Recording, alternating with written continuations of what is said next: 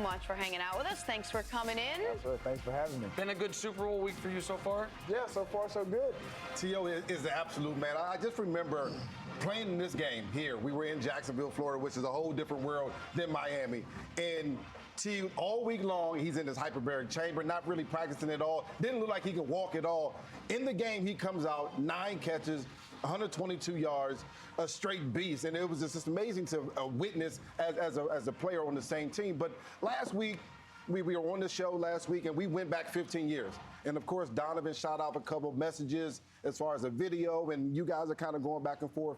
And I kind of went through it, but tell us your experience as far as your thought process after seeing what Donovan said in this video, and then you guys going back and forth last week. I didn't really know what to think of it. Everyone started texting me about the video and the untold stories bit and the clip. And so for me, as you said, it took everybody back 15 plus years, and I didn't know where it came from. But I just didn't like the part to say that I prevented us or you guys from going to a second Super Bowl when the year before, leading up to the Super Bowl, he said he didn't need me. So, you went through it. You saw what was going on in the locker room. And so at the end of the day, I'm secure in who I am and the character and what I presented in that locker room. All the speculation as to what went on, but you saw it yourself. You know that I was a good teammate. And so that's what I hang my hat on versus, how Donovan can be. He can be one way in front of the camera, and off the camera, he's a different guy. What was the thing, and I think we went through a couple of different things trying to get you guys together and, dinners. We always have dinner on Saturday night. What was a big outlying factor in your mind as to why you guys couldn't get back together and kind of mend the relationship? Because we see teams now, you have to have a running back. We had a running back in myself that was okay. We had a quarterback that was great and a wide receiver that is great, Hall of Famer, and yourself. What was the thing that didn't allow you guys to get back together at the end of the 2004 season going into 2005? Well, it was a couple of things. I think throughout the course of the season, I think when I first got there, you saw how the city embraced me. I think he still had some resentment at the fact that when he got drafted, Ricky Williams was there. Everybody wanted Ricky Williams. It wasn't that same embracement. And so when I got there, it was the stadium, T.O. Every week it was something about me, and I think it's almost like I took some of his shine away. That wasn't what I was brought there to do. I was brought there to do it ultimately what we went to do, and that was get to the Super Bowl. There was a lot of things that people brought to my attention that, like I said, unbeknownst to me, I was just, I guess, oblivious to. Again, like I said, whether he was jealous or whatever the case may have been, I didn't know any of these things because they were brought to me. I just came in there to do what they brought me there to do, to help you guys get past the 4 NFC championship games that you had gotten to prior and try to help them do what I could to get to the Super Bowl. One more on this before we move on. It's now been 15 years, right? And I know in your defense, you didn't bring this up. You're right. You didn't. No, and so I understand. Sometimes, and I've told you this. Sometimes you get criticized fairly. Sometimes you get criticized unfairly. This was one you didn't make this the conversation. Right. But since it's been 15 years, and Donovan said his piece, you've said your piece. Brian seems to be a willing moderator. If you guys could all sit down and bury the hatchet, and so when you guys have a reunion, there's none of that uneasiness. Would that be something you'd want to do? Well, I think, as he said, he mentioned like some of the things that happened or transpired during the course of that season. There was, like I said, there was an incident in the huddle where, I just came back to the huddle. We ran a play all during the course of the week. He missed me. He didn't throw the ball, and I told him I was open. And he cursed me out. And I'd never been cursed out by a teammate before. I mean, to the point like my grandmother, nobody would want to be cursed out like that. And so from that standpoint, I felt like I was disrespected to the nth degree. I addressed the issue after the game, man to man, and then from that point on, we just kind of went our separate ways. But at this point in time, like I said, I can forgive, but I never forget. You always kind of know how people make you feel, and all this time when I was there in Philadelphia and when I left, everybody thought that I was still the problem. I was always the problem in the locker room, and it just basically compounded from one team to another. Anything little, minute that happened, I was blamed. I was the scapegoat. All right, let's take a turn and talk some Super Bowl. The game obviously means a ton to so many of the players, but we've been focusing a lot this week on Andy Reid, a guy you played for. Absolutely. And how, man, when we hear all these players talk in that Kansas City Chiefs locker room, it means a lot to me, but it would mean so much to Andy Reid. Right. We want to win this for him. How special is the moment to get back here for him, and how important would this win be for him? Awesome. I mean, I had one of the best times of my career playing with the Philadelphia Eagles. I marveled at the opportunity to play with guys like Westbrook, Donovan, knowing what they had on the defensive side of the ball with Trotter, Brian Dawkins, Lito Shepherd. When I went to the Philadelphia Eagles, I knew that we had an opportunity to get to the Super Bowl. When you think about the cerebral mind, the offensive mind of Andy Reid, he utilized weapons like myself, Westbrook, to the best of our abilities. And when you think about going into this game, he's going to be prepared. Whether they win or not, that remains to be seen. Brian's told us a little bit from his perspective. I want yours. Why do players love Andy Reid so much? Like, he gets criticized in the media for different things, but his players, to a man, former or current, seem to love him. Why? And you can say he's a player's coach. He is, but he earns and he demands respect. It's a mutual thing. You're gonna get whatever you see from Andy, you want to return it. And so it's like that reciprocity. And so for me, it was just like I knew what I was getting when I got there. He was straight up when I went into the meeting. When I talked to him on the phone prior to getting there, he's a no holds barred type of guy, no nonsense type of guy. And so for me, I went in there and I wanted to just play lights out. And I think anybody that plays with him, they understand that and they want to give their all. So you know Andy's offense better than anyone. I mean, he's a true student of the game. I'm talking about knew every position down to a T, can tell everybody what to do. But now they're facing a defense, that they haven't faced all season long. A great pass rush, also a very good secondary.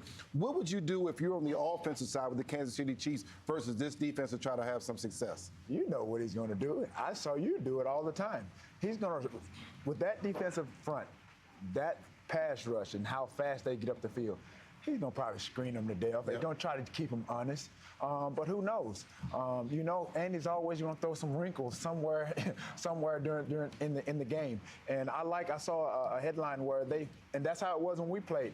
We felt like every play that was called, we could score anywhere on the field. And that's how I felt. He made me feel like a superhuman when I was out there playing football. And with the abilities that I had, being able to play in the West Coast type of offense, moving around multiple positions, going across the motion, stationary, outside, inside. I mean, genius, offensive genius. You guys have both mentioned, and we've talked all week, the San Francisco defensive front against the Chiefs offensive line, the pass rush against the passing attack. We've spent so much time on that, I feel like we've left out or not discussed enough a really interesting matchup, which is, I believe, future Hall of Fame corner Richard Sherman and the fastest player maybe in league history. Now, I understand that they don't play, man-to-man cat coverage. They play a cover 3 zone typically, but can't really play zone against the Chiefs. There probably is going to be some instances where they're forced to break tendencies, play man. If Sherm gets lined up on Tyreek Hill, who do you think has the edge in that matchup? Tyreek Hill. Speed kills. This is something, I don't know if this is something that Richard Sherman has prepared for, but I think ideally he knows that he has a tough task at hand.